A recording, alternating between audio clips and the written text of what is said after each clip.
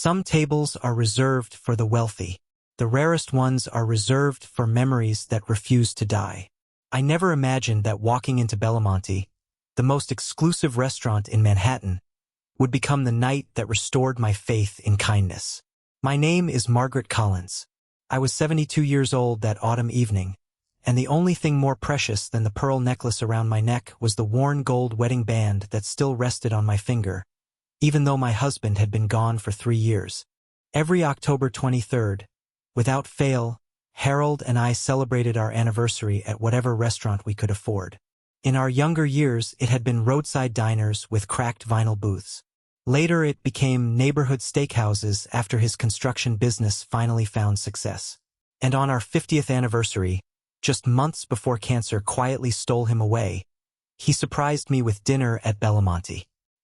He laughed when he saw how nervous I was, squeezed my hand beneath the white tablecloth, and whispered that no chandelier could ever outshine the woman sitting across from him. Before he passed, he made me promise one thing: keep celebrating. Don't let love disappear just because I do. So every year I returned alone. I always asked for a table for two. One chair for me, one left empty for the man who had spent 53 years making ordinary days feel extraordinary. The taxi stopped beneath the glowing entrance canopy just after 6:30. Golden light spilled through towering windows, reflecting across polished marble like warm honey. A valet opened my door with practiced courtesy, and I thanked him with the smile Harold used to tease me about, saying it could still brighten an entire room. My navy blue dress wasn't designer. I had bought it 8 years earlier for my granddaughter's college graduation. My shoes were comfortable instead of fashionable. My purse had been repaired twice instead of replaced. But everything I wore carried a memory, and memories never go out of style. As I climbed the front steps, I paused long enough to smooth the tiny wrinkles from the folded anniversary photograph tucked safely inside my purse. It showed Harold and me dancing in our living room after our 50th dinner here, laughing because neither of us could remember the lyrics to our favorite song anymore. The hostess greeted arriving couples with polished enthusiasm, while soft piano music floated through the lobby. Crystal chandeliers shimmered overhead. Expensive perfume mixed with the comforting aroma of fresh bread and rosemary. For a brief moment, I could almost believe Harold was still walking beside me. I stepped forward, took a slow breath, and smiled at the young hostess. "Good evening," I said gently. "I have a reservation for 2 under Collins." She glanced at her screen, then looked past me. Her polite smile hesitated. "Will the second guest be joining you later?" I lowered my eyes for only a second before answering with the truth I had practiced every year since losing him. "No," I whispered. "He's already here. Just in a different way." The hostess held my gaze for a heartbeat longer before offering a gentle nod. For an instant, I thought she understood. She picked up 2 menus, then hesitated as another voice interrupted from behind the polished reception desk. "Is there a problem?" The man who approached wore an impeccably tailored charcoal suit with a silver name badge that read Daniel Brooks, General Manager. Everything about him looked expensive, from his polished shoes to the confident smile he displayed for arriving guests. Yet the warmth in that smile disappeared the moment his eyes settled on me. He glanced at my dress, my well-used handbag, then at the empty space beside me. "Good evening," he said politely enough for everyone nearby to hear. "I understand you have a reservation for 2. "Yes," I replied with a hopeful smile. "Under Collins." He checked the screen for barely 2 seconds before looking back at me. "And your second guest?" "He will not be arriving," I answered softly. "I simply keep his chair." Something shifted across his face. It was subtle, almost invisible, but I had lived long enough to recognize the expression. It was the look people wore when they believed someone no longer belonged in the room. "Mrs. Collins," he said, lowering his voice only slightly, "Belamonte has been extremely busy lately. We cannot reserve premium seating for guests who are dining alone." I blinked. "I paid the reservation deposit several weeks ago." "That is true." He folded his hands together. "However, our dining policy encourages efficient table usage. Behind me, another couple entered laughing. I instinctively stepped aside so they could pass. The hostess looked uncomfortable. One of the servers quietly stared at the floor. "I only come once a year," I explained. "My husband and I celebrated our anniversary here before he passed away. I promised him I would always reserve 2 seats. Daniel gave a courteous smile that somehow felt colder than silence. "I am very sorry for your loss." His tone suggested he wanted the conversation finished. But emotions do not change restaurant policy. A few nearby guests had begun pretending not to listen while hearing every word. I felt dozens of invisible eyes drifting toward me. "Could you simply remove the second-place setting?" I offered. "The chair is what matters." He shook his head. "Unfortunately, we cannot allow guests to occupy larger tables than necessary during peak service." The words landed heavier than I expected. It was never about the table. It was never about the chair. It was about the promise. I reached into my purse and carefully unfolded the old anniversary photograph. Harold stood beside me wearing the same crooked grin that had made strangers smile for half a century. I almost showed it to Daniel before realizing it would change nothing. Policies rarely make room for memories. "I understand," I whispered, even though I did not. Around us, crystal glasses chimed softly. A waiter carried plates that smelled of garlic butter and fresh herbs. Someone across the lobby laughed at a joke I could not hear. Life continued with perfect elegance while mine suddenly felt painfully small. I carefully folded the photograph and slipped it back into my purse. "Thank you for your time," I said, forcing a smile that felt much stronger than I truly was. I turned toward the entrance, hoping to leave before anyone noticed the tears gathering in my eyes. I never saw the man seated alone in the private dining alcove. But from the moment Daniel told me memories could not reserve a chair, his attention never left either one of us. The cold night air met my face the moment the front doors opened, carrying with it the familiar sounds of Manhattan traffic and the distant wail of a passing ambulance. I tightened my coat around my shoulders and told myself I had survived far worse than an embarrassing dinner. Losing Harold had taught me that hearts could keep beating long after they believed they were broken. One disappointing evening could not erase 53 beautiful years. At least that was what I wanted to believe. I had only taken 3 slow steps toward the sidewalk when I heard the heavy glass doors close behind me. I did not turn around. I assumed another wealthy couple had finished their meal early.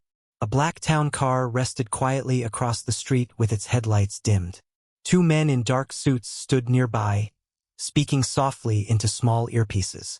They were impossible to miss, yet somehow every pedestrian flowed around them as if they belonged to another world entirely. Inside the restaurant, hidden behind floor-to-ceiling windows glowing with warm light, another story had already begun. Vincent Moretti remained seated in the private dining alcove overlooking the entire main room. At 38, he had built a reputation that caused powerful people to choose their words carefully whenever he entered a room. Yet tonight he had come for neither business nor celebration. A simple dinner had been the only item on his calendar. His untouched espresso had grown cold nearly 20 minutes earlier. Across from him sat Michael Grant, his longtime attorney, quietly reviewing several folders filled with contracts. Neither man had spoken since I walked toward the reception desk. Vincent rested one hand against the polished wood table while his eyes remained fixed on the entrance where Daniel Brooks had returned with the same confident smile he offered every arriving guest. "You have not looked at a single page," Michael finally observed. Vincent answered without moving his eyes. "Did you hear every word?" Michael closed the folder. "I did. Did you notice the hostess?" Michael nodded slowly. "She wanted to help. And the servers? Afraid to speak." Vincent leaned back in his chair. There was no anger on his face, only patience, the kind that made silence feel heavier than shouting ever could. "Interesting," he murmured. Michael knew that single word well. It never meant curiosity. It meant Vincent had already begun assembling pieces that no one else realized existed. Across the room, Daniel greeted another table with flawless hospitality, laughing warmly as he recommended imported wine. Anyone watching would have described him as the perfect manager. Vincent watched longer than anyone else would have bothered to. He noticed details most people ignored. The hostess forced another smile but never looked Daniel directly in the eyes. A young waiter apologized twice for something insignificant before walking away with tense shoulders. An elderly busboy quietly disappeared into the kitchen after Daniel gave him a brief look that required no words. Small moments, barely noticeable, yet together they painted a picture. "This was not the first time," Vincent said calmly. Michael looked up. "You think he treats people like this often?" Vincent reached for his cold espresso but never drank it. "People repeat what they believe they can hide." He placed the untouched cup back onto its saucer with careful precision. "Find out how long Daniel Brooks has managed this restaurant." Michael quietly removed his phone.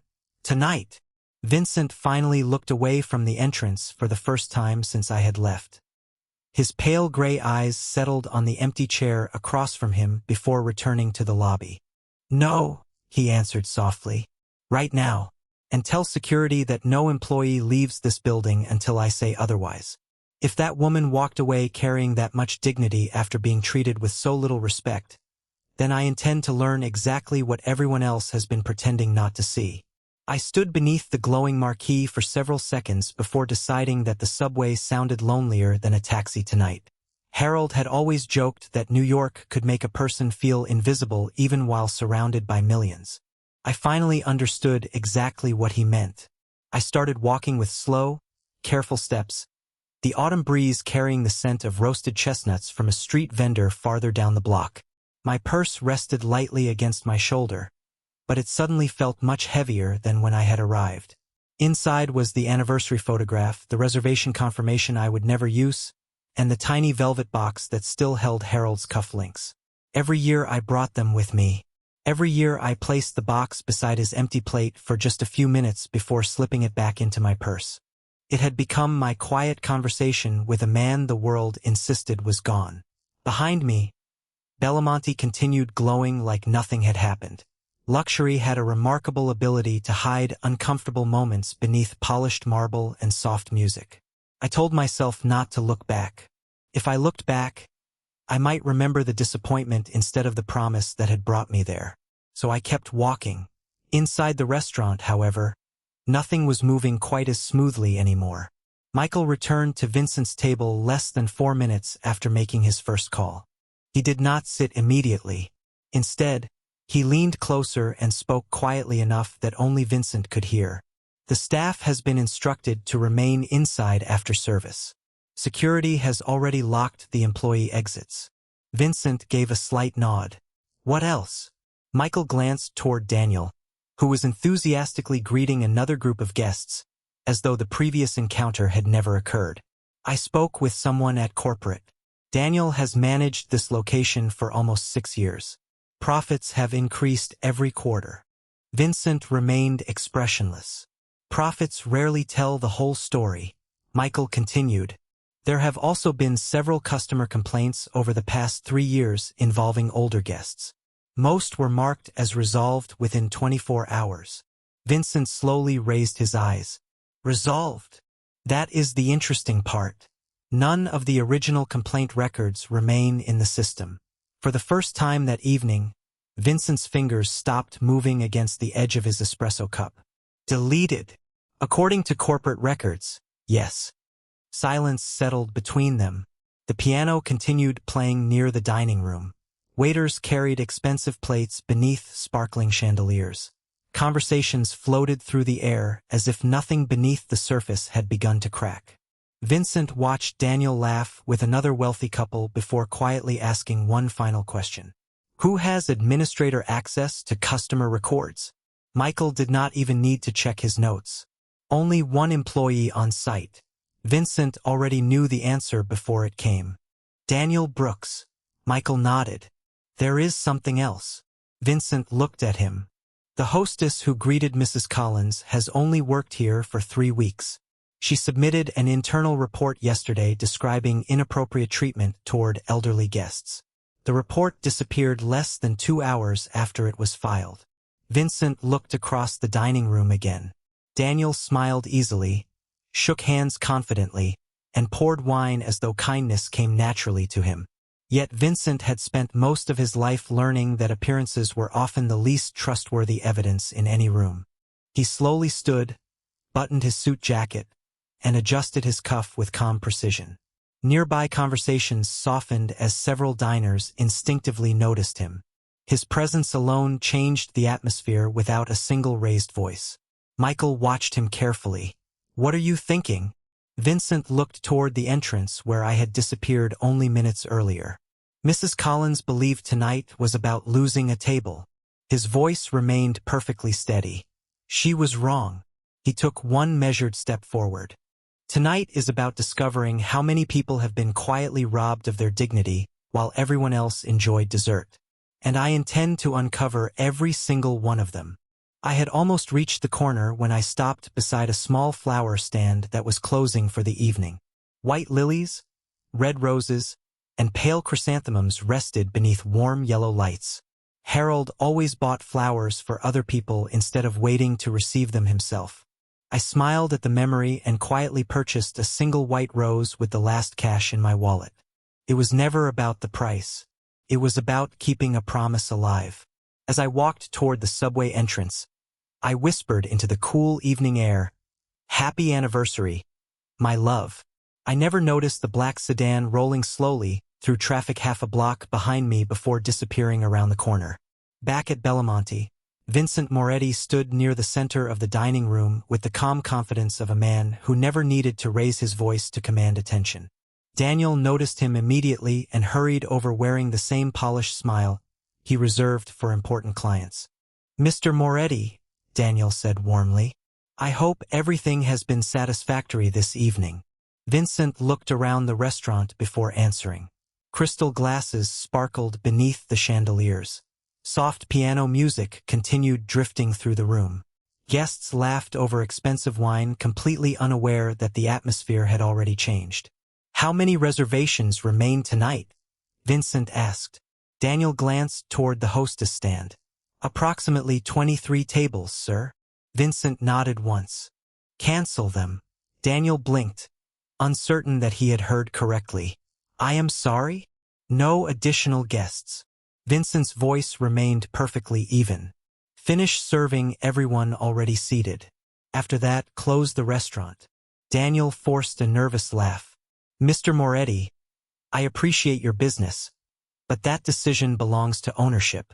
Vincent calmly reached inside his jacket and handed Michael a folded document. Michael placed it on the reception desk without a word. Daniel opened it with growing confusion. His face slowly lost its color. Belamonte was not simply another luxury restaurant. The property belonged to a hospitality group whose largest silent investor had never once visited publicly. Daniel had apparently never known who that investor truly was. Vincent watched him finish reading before speaking again.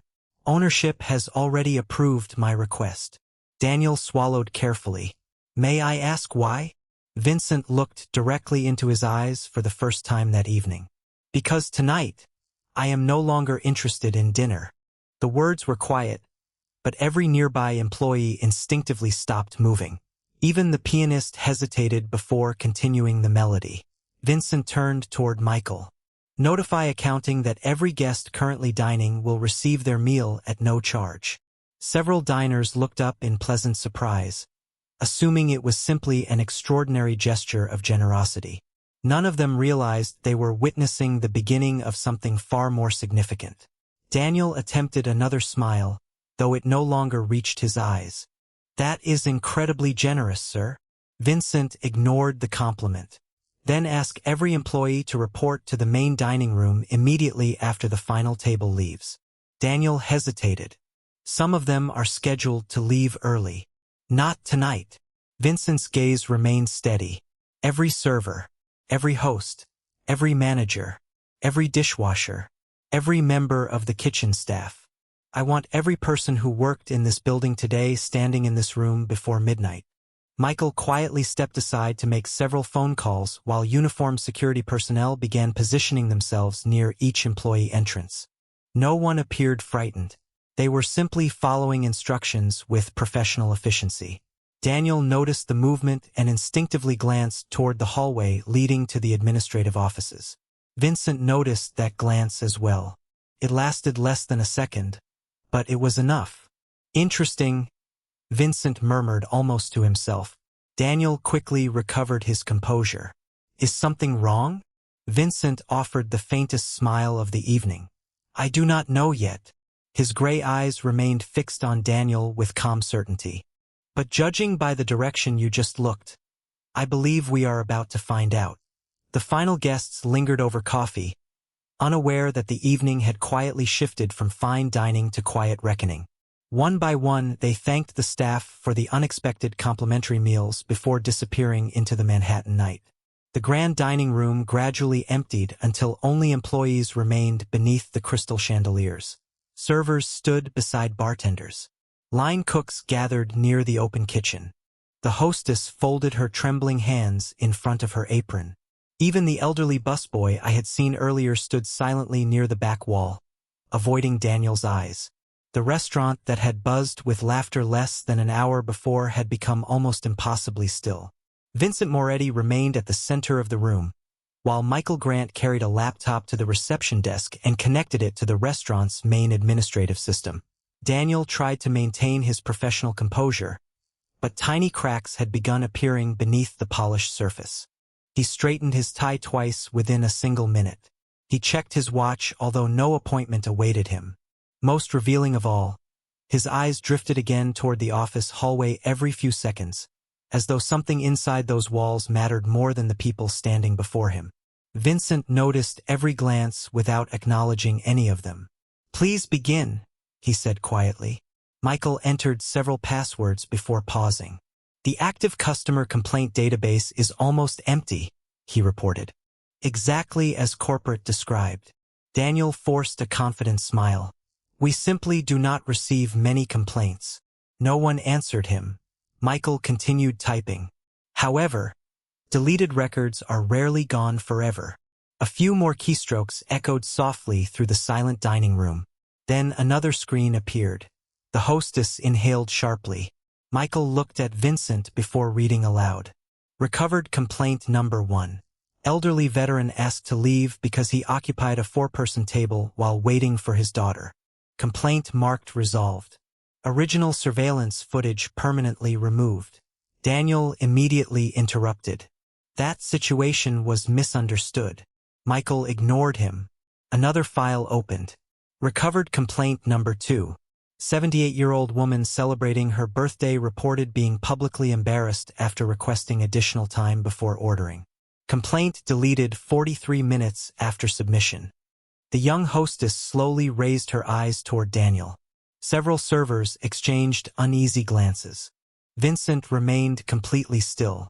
Continue. Michael opened another folder. Recovered complaint number 3.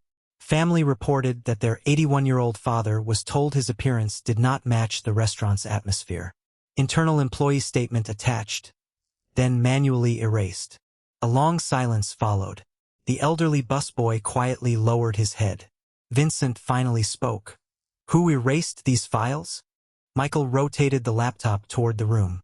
Every deletion carried the same administrator identification. Daniel Brooks. Time. Date. Authorization code. There was no argument left to make. Daniel stepped forward quickly. You do not understand how restaurants operate. We protect our reputation. Every luxury business does the same thing. Vincent looked at him with calm disappointment rather than anger. No. His voice barely rose above a whisper. Luxury protects standards. Cowardice protects appearances. Michael opened yet another folder. This one contained internal employee reports. The first belonged to the young hostess. The second came from a former server who had resigned 6 months earlier. The third had been filed by the elderly busboy standing quietly near the wall. Each described the same pattern. Older guests, widows, veterans, retirees, and people dining alone were routinely pressured to leave if management believed they reduced the restaurant's image. Complaints disappeared. Employees who questioned the practice received fewer shifts. Vincent slowly closed the laptop himself. His reflection shimmered faintly across the dark screen. Mrs. Collins believed tonight was an exception, he said. Instead, she walked into a system that had learned to mistake compassion for inconvenience. He looked directly at every employee in the room before resting his eyes on Daniel one final time. And tonight, that system ends. No one spoke. The silence inside Belamonte carried more weight than any accusation could have. Daniel Brooks looked around the room, searching for a familiar face willing to defend him, but every employee kept their eyes lowered. Some looked ashamed. Others looked relieved. The young hostess quietly wiped a tear from her cheek, as though she had been waiting weeks for someone to believe what she had tried to report. Vincent Moretti took one slow step toward Daniel, stopping several feet away.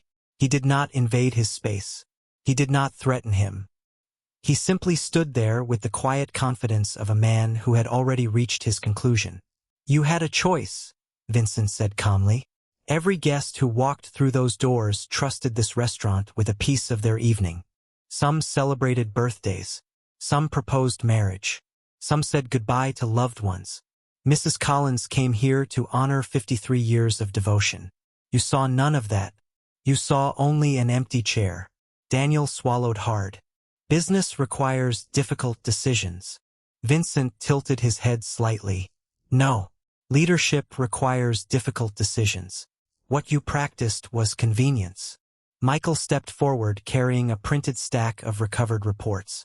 Without saying a word, he placed them one by one on the reception desk where every employee could see them. The papers formed a growing pile of forgotten voices. Veterans, widows, retirees, couples celebrating anniversaries after decades together. Families who had quietly left believing they were somehow the problem. Vincent looked toward the elderly busboy standing near the kitchen entrance. "How long have you worked here?" The man hesitated before answering. 22 years, sir." "Did you witness these incidents?" The old man slowly nodded. "Many of them." His voice trembled. "I tried to comfort people after they left whenever I could. Sometimes I carried forgotten scarves or reading glasses out to the sidewalk just so I could apologize, even though I was not the one who hurt them." Several employees lowered their heads. Vincent turned toward the young hostess. "And you?" She gathered enough courage to meet his eyes. "I filed the report because my grandmother was treated the same way somewhere else before she passed away. When Mrs. Collins walked in tonight, I promised myself I would not stay silent again." Daniel quickly interrupted. "They are exaggerating. They are emotional." Vincent looked back at him, his expression unchanged. Compassion is not exaggeration. It is evidence. He picked up the anniversary reservation confirmation Michael had retrieved from the system only minutes earlier. Mrs. Collins had booked that table 26 days in advance. She had requested one simple note beside her reservation. "Please leave one chair empty in memory of my husband." Vincent held the printed request where everyone could see it. "Your staff knew why she came. No one denied it." Daniel closed his eyes briefly before speaking again. "I never imagined it meant that much." Vincent answered almost immediately. "That sentence explains everything." He carefully placed the reservation request on top of the stack of recovered complaints. The measure of a restaurant is not how it treats celebrities. It is how it treats the guest who believes no one important will notice. He looked around the room, making certain every employee heard his next words. "Tonight, every one of you has noticed. Tomorrow, every policy in this building changes. Every deleted complaint will be restored. Every guest previously turned away will receive a personal apology. And before this week ends, there is one woman who deserves to return through these doors without carrying even a single ounce of the embarrassment that never belonged to her in the first place." I reached my apartment a little after 9 o'clock. The hallway smelled faintly of old wood and fresh laundry, familiar comforts that usually welcomed me home after long days. Tonight, they only reminded me how quiet life had become. I unlocked the door, stepped inside, and placed the single white rose into the small crystal vase Harold had bought during our honeymoon in Vermont more than 50 years earlier. It still had a tiny chip along the rim. He had always called it our imperfect treasure. I smiled through tired eyes as I set the anniversary photograph beside it on the living room table.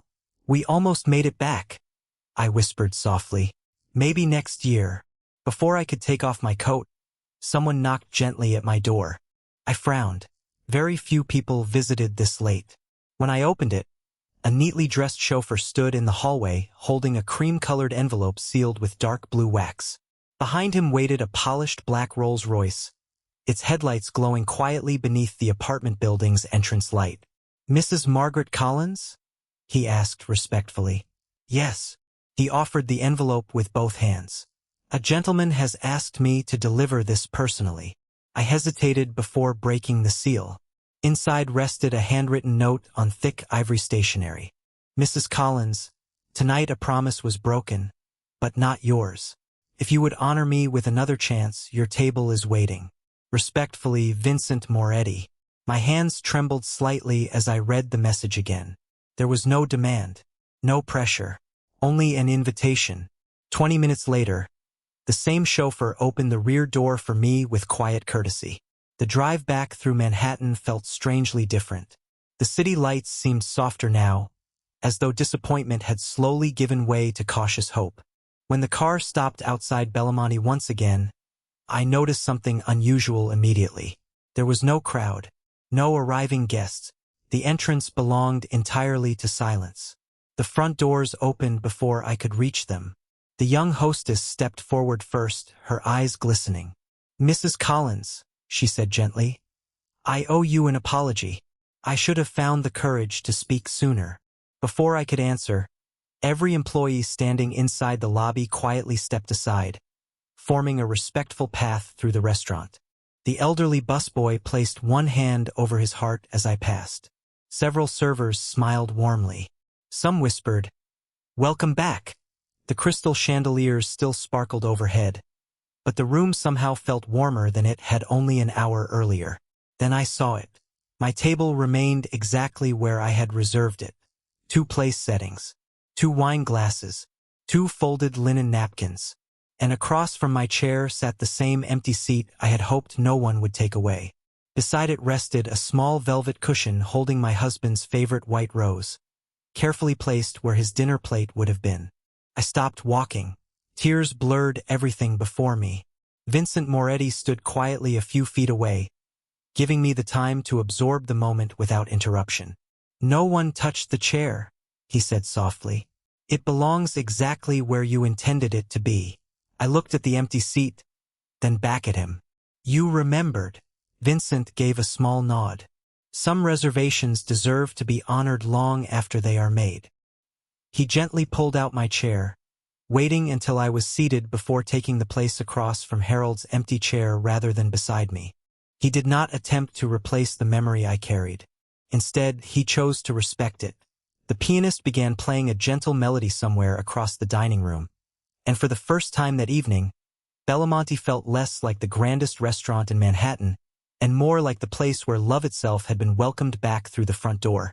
The first course arrived quietly, but neither of us reached for our plates immediately. My eyes remained fixed on the empty chair across the table. The white rose resting beside Harold's untouched place setting looked almost exactly like the ones he used to bring home every Friday after work. Some traditions disappear because people forget them. Others survive because someone refuses to let them go. Vincent folded his hands on the table without disturbing the silence. He understood that this dinner had never been about food. It had always been about love. After a long moment, he lifted his glass of sparkling water and turned it slightly toward the empty chair. "To Harold Collins," he said softly, "a man I never had the privilege of meeting, but one who clearly spent a lifetime teaching the world what devotion looks like." My vision blurred again. I gently raised my own glass. "He would have liked you," I whispered. "Not because of your influence or your success. He admired people who listened before they spoke." Vincent smiled faintly. "Then I hope I have earned at least part of his approval." The pianist began playing an old melody that Harold and I used to dance to in our tiny living room. I laughed through my tears. He never remembered the words. Vincent looked toward the piano before answering. Perhaps remembering the words matters less than remembering who you sang them with. Around us, the employees remained respectfully distant, but no one hurried through their work anymore. The young hostess greeted every person she passed with genuine warmth. The elderly busboy carried fresh bread to the table with a smile that looked years younger than before. Even the servers moved differently, as though the room itself had become lighter. Michael quietly approached Vincent and handed him a folder. Vincent glanced at it only briefly before placing it unopened beside his chair. "Business can wait until tomorrow," he said. "Tonight belongs to someone else." I looked at him with quiet curiosity. "What will happen now?" Vincent answered without hesitation. "Every deleted complaint has already been restored. Every employee will receive new training beginning next week. A permanent reservation policy has been created for guests honoring loved ones. No one will ever again be asked to surrender an empty chair that carries a full heart." I closed my eyes for just a second, letting those words settle into places inside me that had been hurting long before tonight. "Harold always believed kindness could outlive people," I said. I was beginning to wonder if he had been wrong. Vincent slowly shook his head. "Kindness never disappears, Mrs. Collins. Sometimes it simply waits for someone willing to defend it." Dessert arrived on delicate white china. Written across the edge of the plate in elegant chocolate script were 5 simple words. "Reserved for love. Always."